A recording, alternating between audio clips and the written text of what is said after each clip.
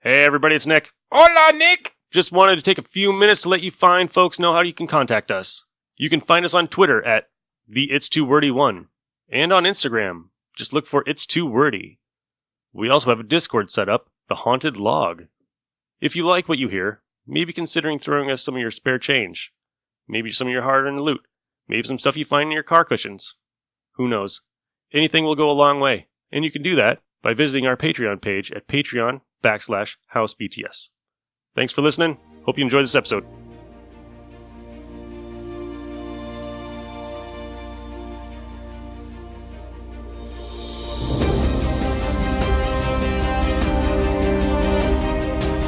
This week on It's Too Wordy, tell Reed this is where I made my stand.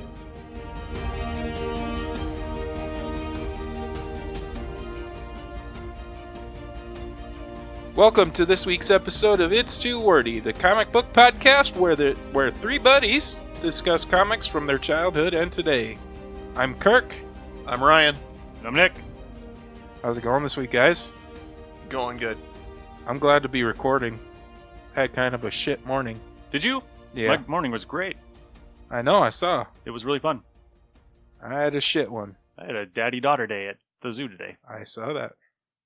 So this week, I kind of dropped the ball here, guys, and I thought we were doing Fantastic Four Prodigal Son #1, but it will teach me to open my ears and listen to my compatriots here when they said Silver Surfer Prodigal Son #1. But Fantastic Four Prodigal Son #1 is the lead-off comic book, and the continuation is Silver Surfer, so it kind of worked out in the end. And then to continue with Family Month, we are doing The Death of Johnny Storm.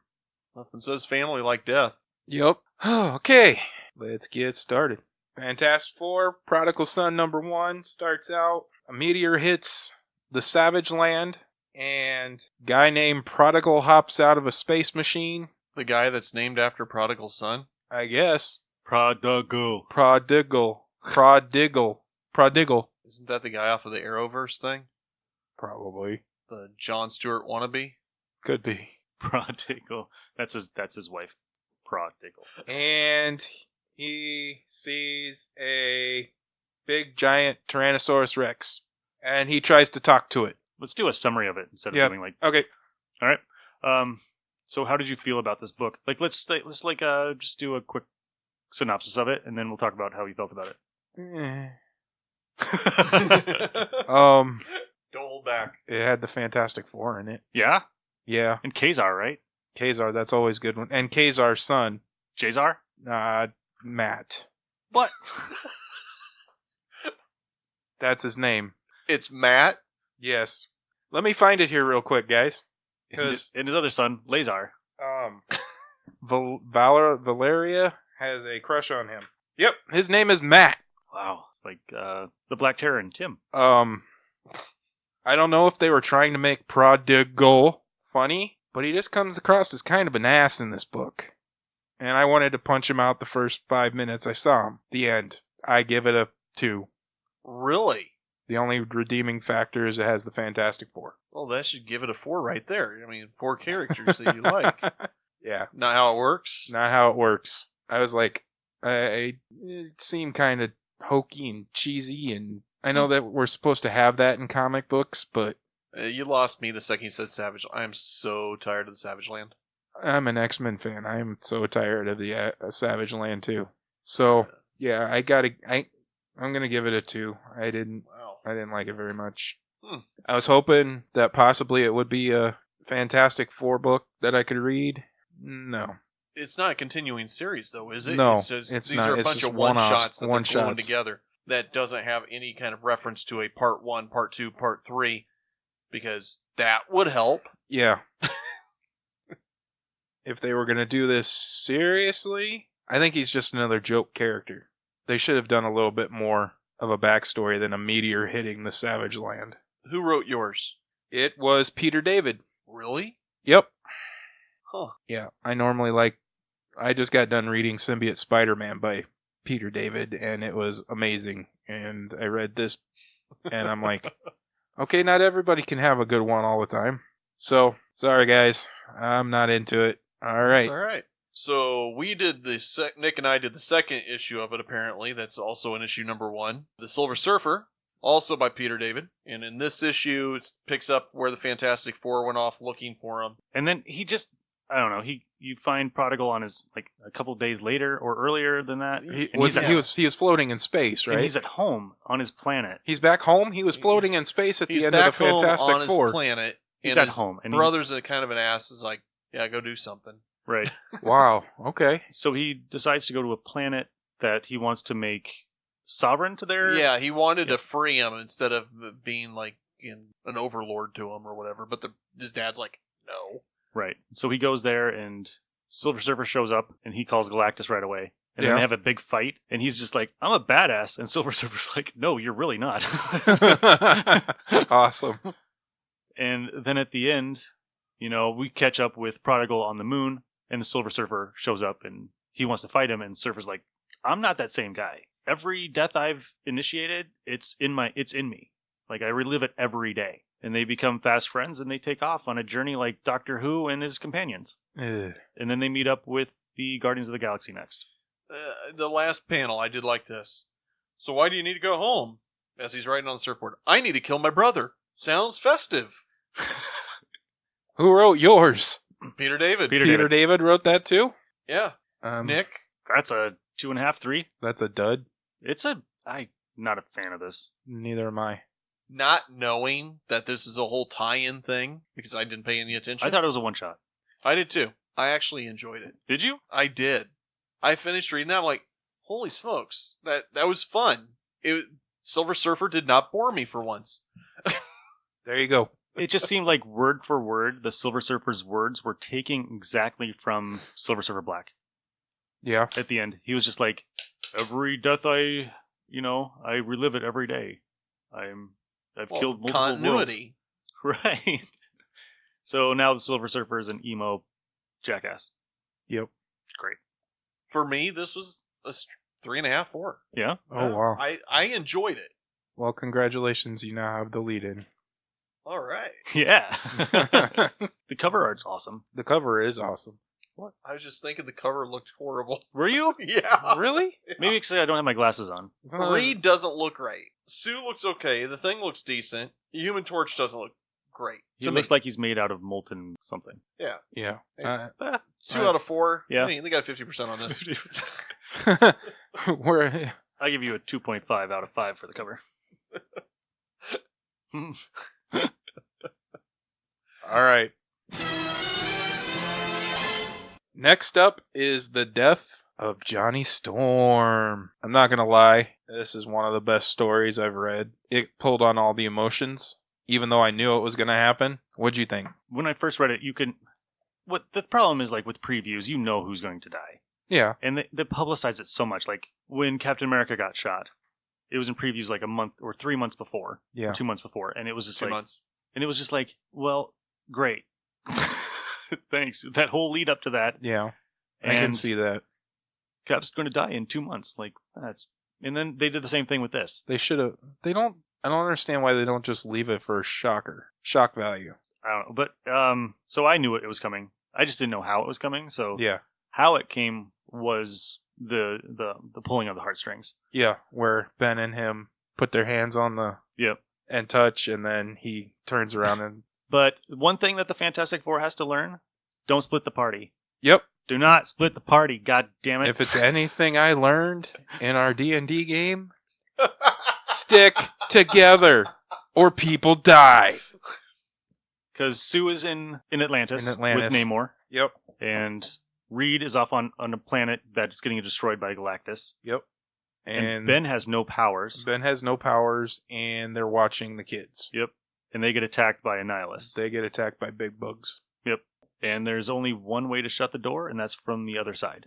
Which makes a lot of sense to have the only way in and out on the other side of the door where somebody's got to be trapped. Right.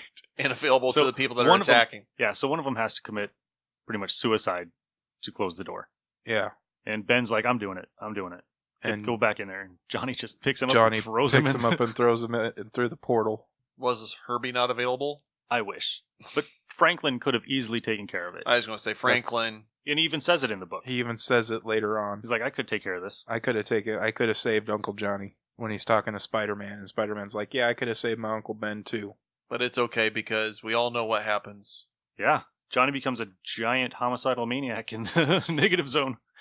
I want to talk about the issue after where there's no dialogue at all, and it's just panels of how everybody's dealing with it. And my favorite panel is when Reed goes up to the portal to the negative zone, and the fucker's just like, just looking at him like he's got like a fucking smug. It's probably just his face, but he looks like he's got a smug smile. Oh no, that's a nihilist, and he's pretty much just has that smug smile. Like, look what I have. And then, you know, he shows Johnny's shirt, and I'm like, whoa, I would have just hit the button right there. I would have just blew it up right there. But the issue after that did good job on just no words, just showing how people are dealing with his death. But yeah, as we know in Marvel, nobody's ever really dead. And nobody really dies in the negative zone anyway, so we could. So that's the one negative about the negative zone. Right. So it kind of takes, like we were talking about the Star Wars, it kind of takes the, what's the word I'm looking for? The drama? The drama, and they're not really... There's no consequence. There's no consequence to what they're doing. Nobody ever dies. Right. So, looking at it from that aspect, I guess I'll ding it a half. So I'll go 4.5. Because I read the entire lead up to it. So, and I think it's really good. I don't know what I can say about it. Because when I read it, I was like pissed. Yeah. I was like, why would you kill him off? Yeah. You have all of these characters. The same thing would happen with the Death of Superman. I was like, you know what? All you need to do is bring in Captain Marvel. Bring in Shazam. Yeah. Easily defeat him. You get all of your superpowered friends together that are actually superpowered, not Batman and Blue Beetle and Booster Gold. You go and you get the best of the best. Best of the best, yep. And he didn't. Nope. And that's why the Death of Superman, I cannot stand reading. Because I'm like, there's more characters that you could grab. I'm pretty sure that more of these characters would show up to help you out. Yeah. And that's the problem with this book is they call the Avengers for help. And the Avengers are like, yeah, we'll show up when we want to. That's bullshit. And the way they react, usually, aren't they? And the way they react at the end, like, oh my god, it's so sad. And it's like, well, you could have fucking helped. All they really needed to do was call She-Hulk in. Yeah. Or Bruce Banner. Or any of their friends. And they would have been there in no time. Yeah. But instead they're like, I'm just going to write this lazy and just be like, I call the Avengers, so they're going to show up sometime soon. That's Marvel's MO, though. It's like, come on. What was it? What was I reading? And they're like, did you call the Avengers? It was like in one of the Claremont books. And they're like, did you call the Avengers? No, or the Fantastic Four. It's like when they were in Secret Wars. Mm-hmm. They always seem to be off the fucking planet when they need help. And it's like the easy write-off. In the X-Men books, it's always, oh, you guys are all that's left, so I guess you guys can help us. You know? And it's like, come on, guys. Yeah. I'm sure Darkhawk would have come. Okay, 4. Nova would have been there in a second. I'll give it a 4. I give it a 3. 2.5. Yeah? Yeah, You don't like the Fantastic Four? The Fantastic Four. So I had a very hard time getting emotional about the characters. And also knowing what we know now about this day and age, that nobody stays dead except for Uncle Ben. It's like, give it a couple of months. Uncle Ben's the only one that stayed dead. I'm going to say Uncle Benham shows up in copyright us. Uncle Benham shows up in Absolute Carnage. Even fucking Peter Parker's parents show up. Yeah. Yeah. Not Uncle Ben. The parents that were supposed to be dead. Hal Jordan's dad never came back. His ghost came back and kind of talked to him a little bit, but he's going kind of crazy. But I mean, he stayed dead. So I guess there's 2. Aqua Baby stayed dead. Aqua Baby? Aqua Baby? Aqua Baby.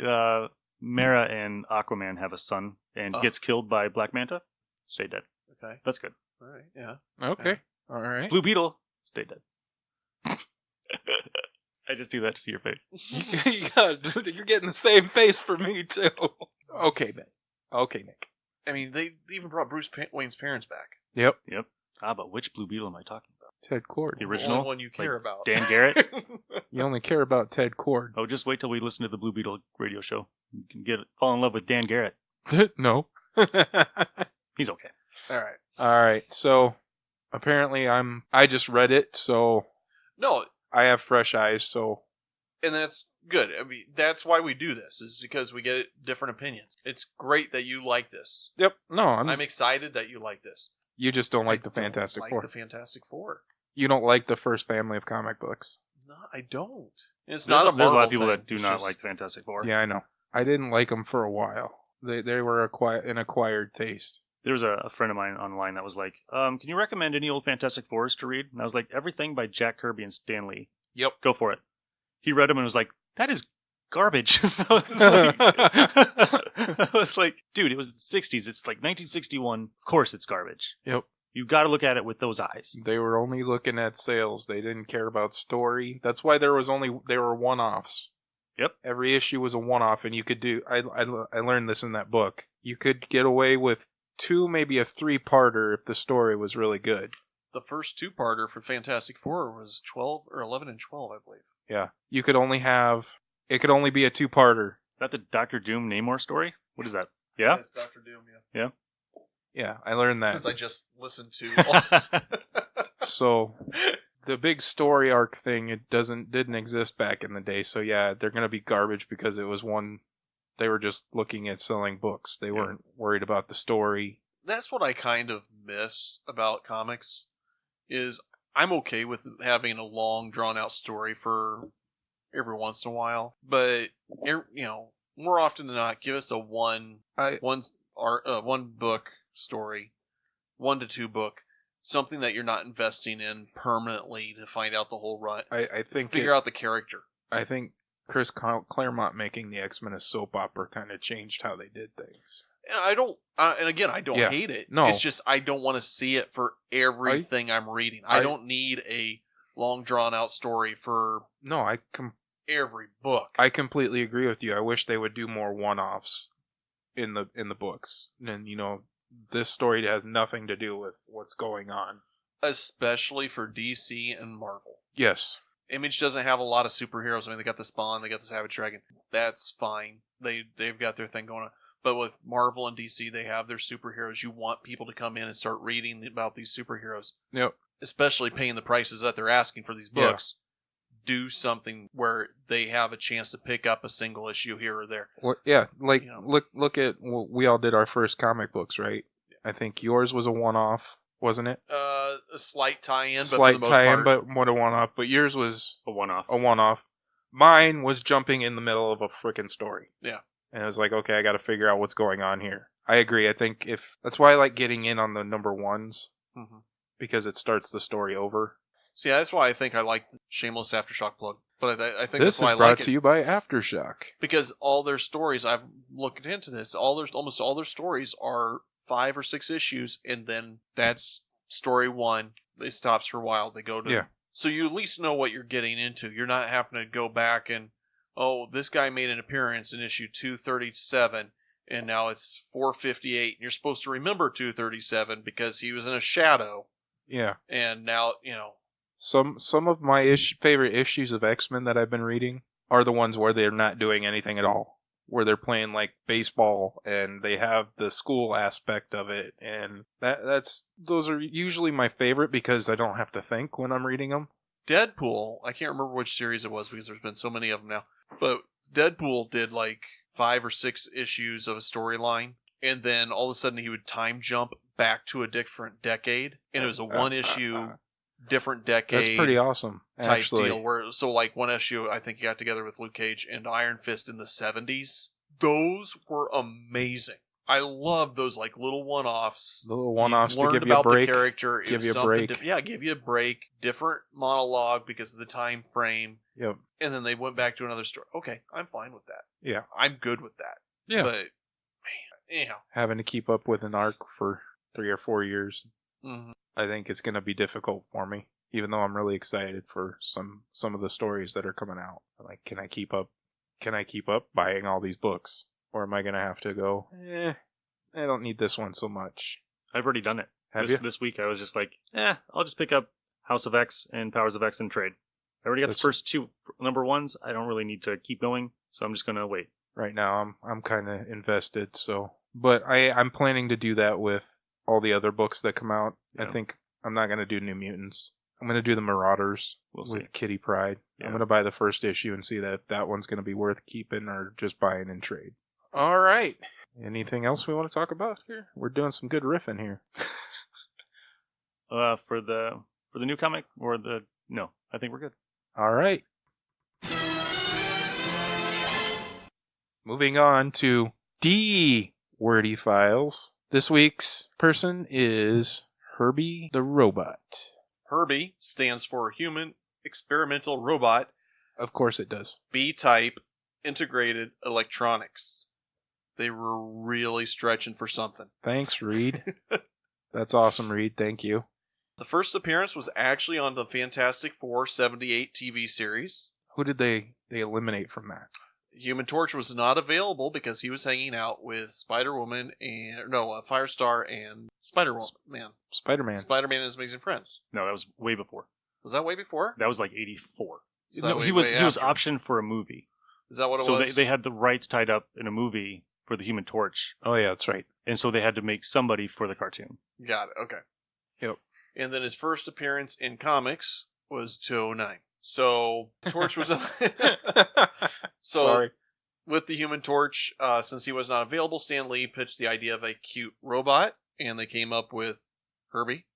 Yeah, him and Jack Kirby Yes, created him.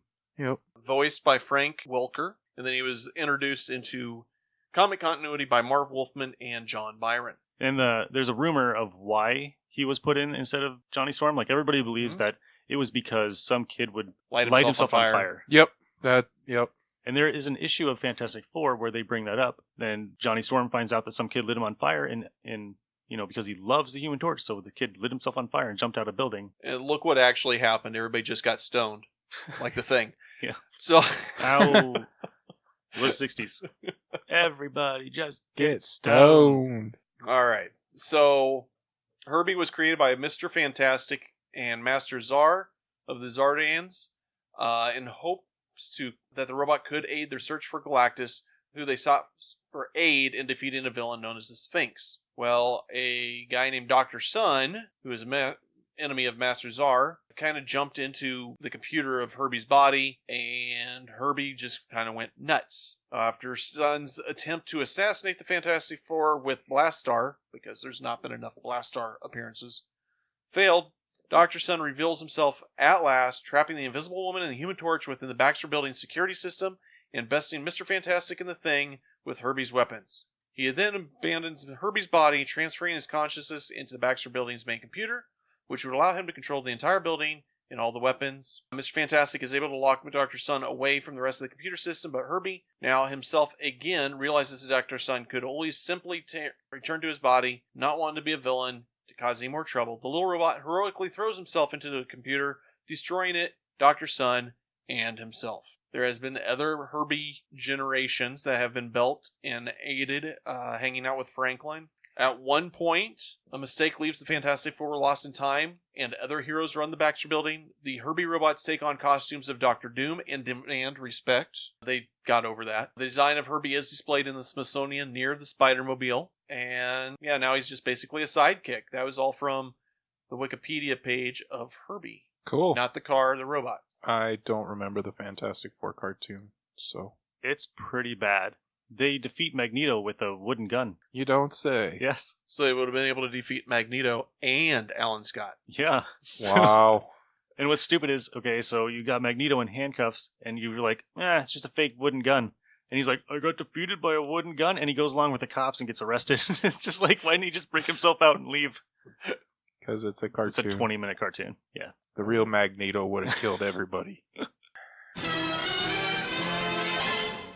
Next, we're going to move on to random reads. How many you got, Ryan? 5. How many you got? 2. I got 2. You want to go first? Sure. All right. So, I'm going to review a DC book.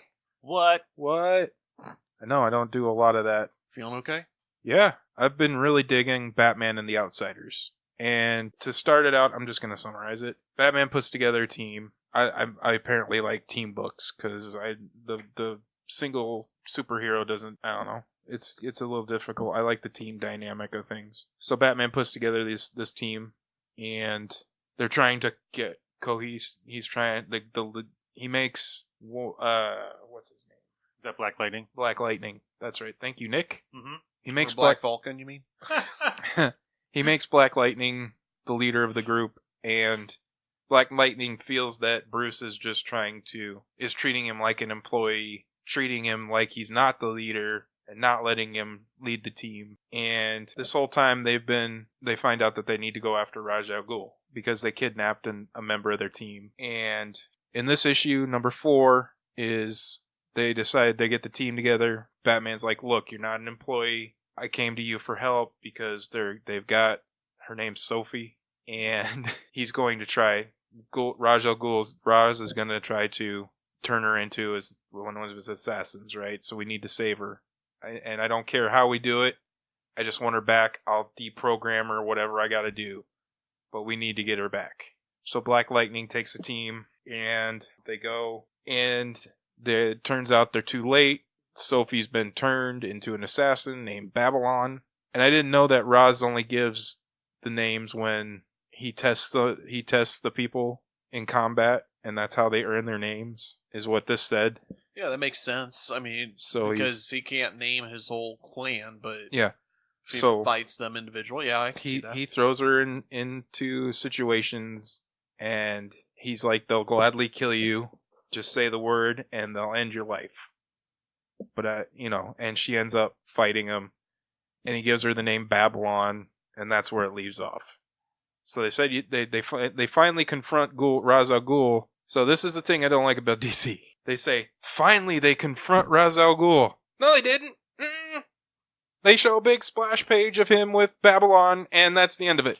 Is that because she can speak so many different languages, or because that's an awfully odd name for a character without some kind of a reference to... It says at the end here, this is how he explains it. He says, but they will find Babylon. You will teach them your name, and then you will kill them all. I'll be interested to hear a follow-up on that after the next issue. Yeah. It kind of reminded me of the whole Black Manta thing with Aquaman 50. They tease it on the cover. They're fighting, but there's no fighting. So I'm really digging the series. I'm just upset that they didn't have the battle scene in it.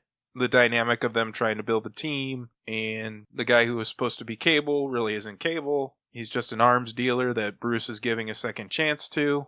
The dynamic between him and Black Lightning is Black Lightning doesn't trust him, and what's his name? See, I can't even remember. I think of him as Cable. But he's like, I don't want your spot. Don't worry about it. I don't want to lead. Bruce believes in me. That's all. I'm just here to do a job. I would give it a 4.5 for the whole series.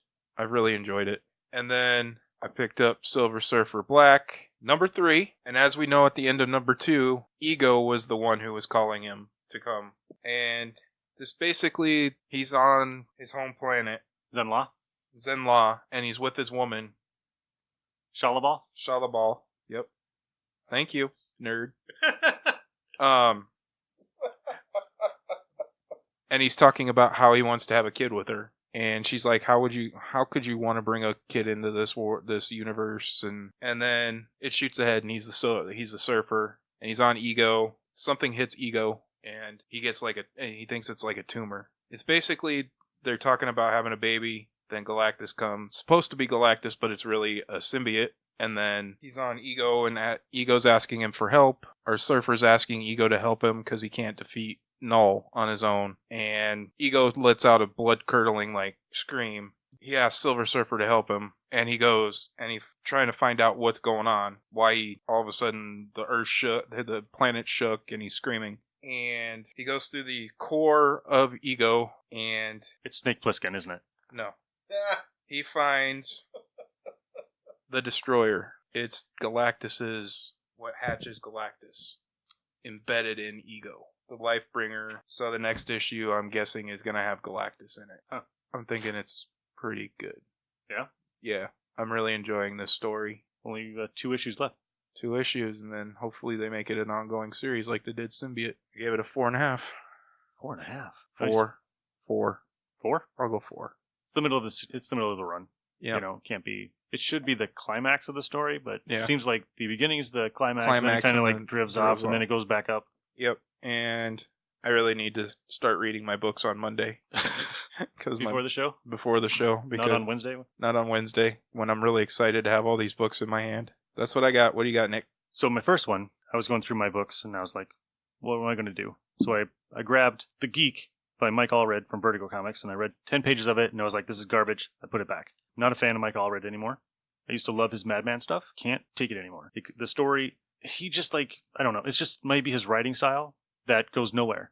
It's just like this random maze of crap that you got to decipher, and then it still goes nowhere. So that went back. That's going in the box for another 20 years before I look at that again. So I pulled out Mr. Majestic #1 from Wildstorm, and it's by Casey and McGinnis. And Joe Casey and Ed McGinnis together are amazing. So this book is pre-crisis Superman, when Superman could move planets and do whatever the F he wants. And in this issue, he defeats this space octopus, this metallic space octopus, and he brings it down into his headquarters, right? And he downloads it into his Caribbean, whatever Wildcats planet they're from. And it comes up with something that the space probe has found, and it's an old urban legend from that planet. And it's a space killer. It's a giant entity that comes and destroys planets. So enter Wildstorm's Galactus. And this is Mr. Majestic's attempt to save Earth and the entire solar system from getting destroyed by Galactus. So he enlists a whole bunch of like rogue scientists, and this is in 1973, so Vietnam's still going on, and it evolves through time. He's like, oh, I could deal with Vietnam, or I could stop this giant space thing. He's like, well, you know what? This little civil war, that can go on. I'm going to go move a couple planets. He freezes Jupiter so it looks different. He moves a little bit of the plasma out of the sun to make another sun, so it's a binary. He takes Earth and throws it into Jupiter's orbit. He takes the rings off of Saturn and puts them around Earth so it looks different. He just changes the entire solar system around. Yeah. It just brings back pre-crisis Superman. I like this book. It's fun. It's all in one issue. Is it designed to be like a miniseries type thing, or is it? I think it was 8 issues, but they're all independent stories. That's how you do it. Yep. And what's cool is Mr. Majestic took over in Action Comics for Superman for a little while, which was kind of cool. That's cool. Yep. And next, which I cannot believe I paid $14 for this book back in the day. This better be good. Shogun Warriors #1. I was hoping it was going to be good for $14. So I really wanted the toys because the toys are gigantic, and now I can't even afford them because they're so goddamn much. This is Power Rangers, Voltron, everything before Power Rangers and Voltron. So you're saying I might like it. You might like it. So there's a race of good people and a race of bad people who have been on the planet Earth, I think, for like millions of years. And they get frozen in the core, right? And the good guys have been teaching humans to keep an eye out for these people. When they erupt, you need to contact 3 individuals on the planet, to drive the mechs that we have built to defend the planet. This is another Marvel-made book for a cartoon or toy line back in the day. Kind of like Secret Wars. So, yeah, kind of like Secret Wars, Team America. Yeah, they were all for toys. He-Man was kind of like the same thing, but DC did that, and then did Marvel do a He-Man? Marvel did Star. Yeah, He-Man. They did. They did Star, yeah. Thundercats. And then it went to DC. Yeah. I was trying to remember if that was first or not. But yeah, so these guys the core wakes up, these enemies come out, and they find like the 3 people, and they have to just drive a mech with like 20 minutes of training, and they fail. They fail badly.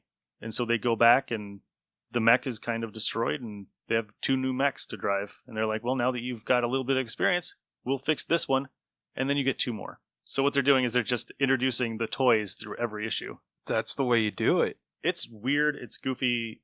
I wonder how much it costs now to buy that issue. It's $500.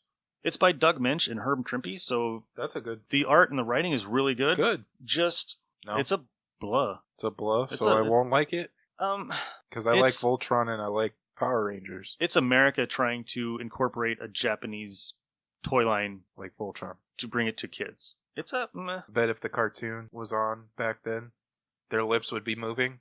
Yeah. But it would. Oh. Yeah, it's okay. If you want to read it, I would recommend Micronauts more. Micronauts? Micronauts is so much better. No? You do you. So if you want a 70s or 80s Marvel comic based on a toy line, I would go with Micronauts. Okay. Is that in trade? No. No. So. No, they don't have the copyright for that anymore. So Looks like Very Fine is going for about $12. What? Has I ever paid for this? Okay. All right. That's I'll what I have got. to check out the Micronauts. How about you, Ryan? What do you got, buddy? It's time for everybody's favorite. All right. So the first thing I want to discuss is DC 1 million. Okay. All right. We got a couple hours. Let's do this. We don't need them. To quote Monty Python, run away, run away, run away. It's not good. That's why I got the omnibus for like $30. I didn't even get through all of them. I couldn't do it. Here's the deal. I happened to find the DC 1 million event comics, which were 4 issues. I read them. I'm like, okay. And the whole purpose of them were that Superman's somehow still alive in the year 1 million and residing in the sun. And he's about to come out of the sun, and they want to celebrate him by having time traveled back in time to get the Justice League and move forward, have them come forward and kind of do a big battle royale with the current Justice League. And I'm like, oh, okay, so the DC 1 million actually focuses on the futuristic Justice League handling events that are taking place on Earth current. I'm like, I really want to know what the Justice League did in the future. I found out I don't care that much. No? There's only one good book that came out of that. Our Man was good. Our Man was, yeah. I'm partial to the Green Lantern one. Mm-hmm. I even thought the Superman one, the ones that were kind of took place in the future for the most part, I was okay with. But the ones that were focusing on like the futuristic Batman in current time, boring as hell. I tried, guys. I really tried. I wanted to say I completed this, and I can't. No, there's no shame in saying you cannot finish That it was DC not 1 million. good. It was not good. I'm next. You want to try it? I'll read like one. What we'll do is we'll divide it up. I asked you about Atlantis Attacks, and you're like, oh. Yeah, you want to take Atlantis Attacks? I'll do Atlantis Attacks. All right, it's all you.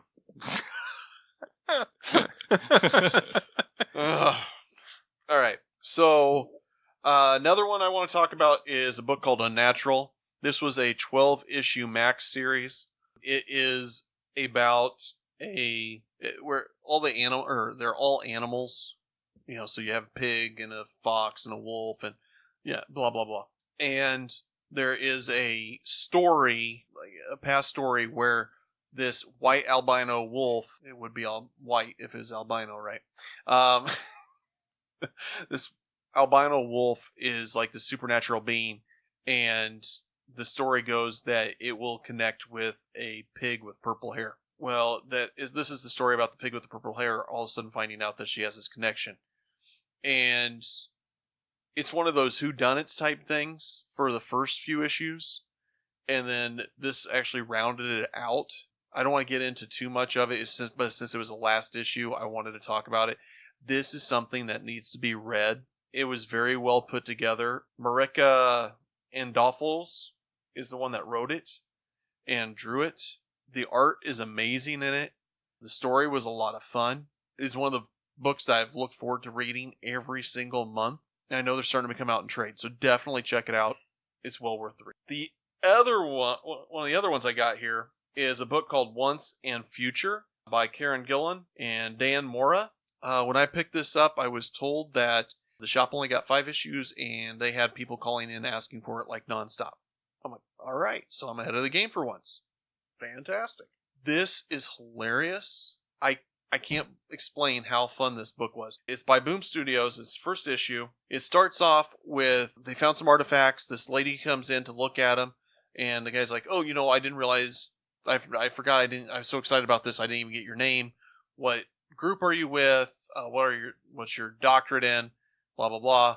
And she's like, yeah, I didn't tell you any of that. And they end up killing the guy and taking the artifacts. Well, then it goes to an old folks home on the news, and they're talking about how this artifact was stolen. And I found this amusing because the old guys are like, let's change it to the wheel. And she goes, yeah, you can do that if you still want working fingers, or leave it where it's at. They're like, yeah, we like this. This is fine. So they're like, okay, Granny, it's time to go back to bed. And she's like, well, let me go out and have one cigarette real quick. And they're like, okay. Skips over to a guy that looks Clark Kentish on a date, and he's a bumbling fool, spills red wine all over this attractive gal, gets a call from the old folks home that his granny's missing, then gets a phone call promptly from his granny saying, hey, come and get me. They go out in the middle of the woods, they start digging, and she's got this big old, like, stack of guns and stuff. And she's like, I use these to hunt vampires. And he's like, no. And she's like, yeah. And she's like, have you ever heard of this creature before? And he goes, no, I've never heard of that creature. You wouldn't even let me watch, like, Twilight Zone or anything like that. And she's like, well, you're about to find out about it because all of a sudden this lion snake creature thing is chasing him. And she's like, yeah, keep him busy. I got to get this gun real quick. So you just keep on running and I'll take it. This was one of the funniest books in an adventure story. It is great. And it boils down to the fact that the artifact that was stolen was actually Excalibur. And see, that's what I thought it was. I thought it was just a retelling of the Excalibur story. Hence, Once and Future. That's what I thought too. I love the aspect of this because they're like, at some point, Arthur's supposed to come back in the darkest days. And she goes, the thing is, it doesn't say if he's coming back to help the darkest days or he's going to be the cause of the darkest days. Love this book. If you can find it, definitely pick it up. All right.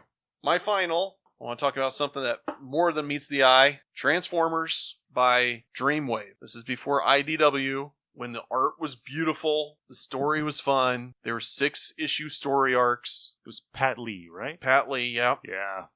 That looks pretty awesome. Apparently, I like the covers so much that I found out I have every single variant of this number 1 and 2 awesome. And 3. I'm like, wow, I went nuts. I have the poster out there of Starscream. Oh, it's beautiful. Oh, but so with this, I like this a lot. It started off with a guy recruiting people to come in and help sponsor this dig because the Arc 2 blew up. Spike lost his dad. The kid that was in the cartoon lost his dad in the Arc 2. A lot of the Transformers were lost with this Arc 2 explosion, so they thought all the Transformers were gone. Well, this guy, archaeologist group, is digging for these Transformers and finds them. So he's bringing in all these people to sponsor him so he can keep digging.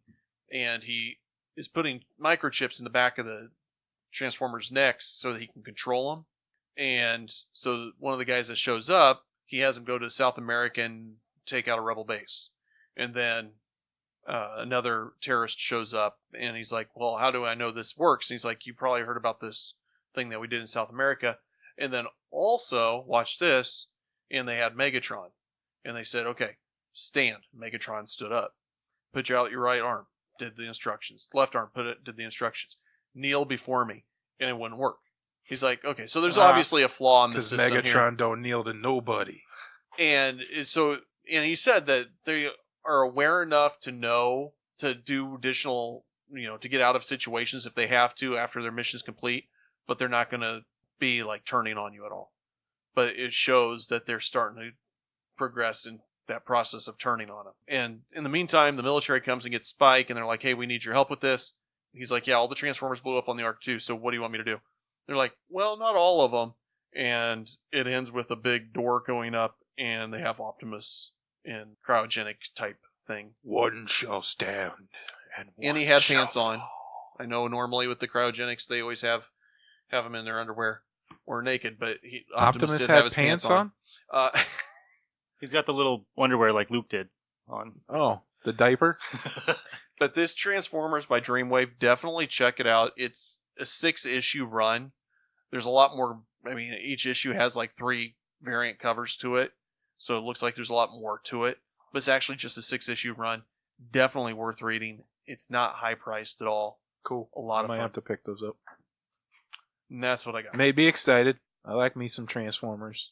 Those were a big thing back when they came out. There's posters. There was like just art books and whatever. Yep, they had the Autobots. They had the Decepticons. They had the foil cover. Yeah. Next we have the list. And this week's list was alternates for the Fantastic Four that have made appearances in the Fantastic Four as alternates. Yep. To the team. I will go first. And I want to preface that if anybody has Miss Thing on their list, I will smack you. Number 10. Ain't no thing. Number 10, Miss Thing. Insert slap noise. All right. At number 10, I have Valeria Richards. Number 9, I have Franklin Richards. Number 8, Luke Cage. Number 7, Nova, Frankie Ray. Number 6, Doctor Doom. Number 5, Ghost Rider. Number 4, Wolverine. Number 3, Grey Hulk. I really liked that book. I liked that when they did that. Mm-hmm. That was one of my favorites growing up. Number 2, Spidey. And number 1, She-Hulk. Wow, our lists are almost are pretty close. Yeah? Really? Yeah. Or number 10, Herbie the Robot. Number 9 is Franklin Richards. Number 8 is Wolverine. 7 is the Hulk. 6, Ghost Rider. 5, Wyatt Wingfoot. 4, Namorita. 3, Spider-Man. 2 is Frankie Ray. And 1 is She-Hulk.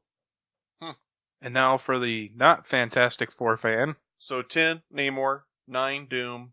8, Ant-Man. 7, Wolverine. 6, Ghost Rider. 5, Hulk. 4, Spider-Man. 3, Nova. 2, She-Hulk. 1, Miss Marvel. Sharon Ventura, Ms. Marvel, right? Mm-hmm. Okay. The Okay. wrestler? Mhm. Yeah. Okay. I'm okay Who with that. becomes she thing? Miss Thing. No, it's just not Miss Thing. Sharon Ventura almost made my list because for a long time she was an awesome counterpart to Ben Grimm. Yeah, I almost put Yeah. her. that's why I liked her. I almost put her and Namorita on mine. She was great. Like Yep. when she was a wrestler with the Thing, when they were in the Unlimited Wrestling Federation, that was great. I missed those books. That's when they were good that one time. So I do have a bit of news, and it's on Ryan's front. Green Lantern no more. Grant Morrison turns Hal Jordan into a Black Star.